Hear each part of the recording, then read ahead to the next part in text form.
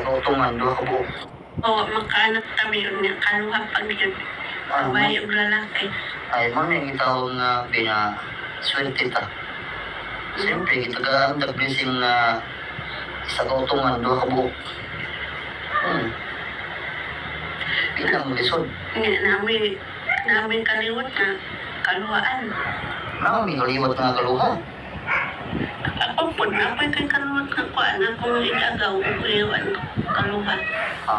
Mas mga yun ng kaluha tungkol. Ano niya, halimbawa, maburos ko sa primero ng tong anak ko niya. Upat ka buklit siya.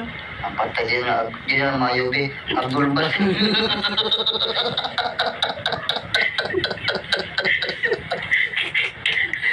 Siguro ako nakita.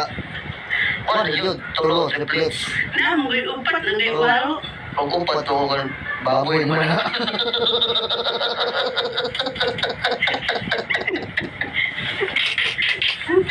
Ikaw, baboy mo na ang upat. Ako nakita niya ko na tulo, yun, triplets. Amot ang busoban. Naiwalo gani. Reset sa YouTube, di ba na may dose. Duse?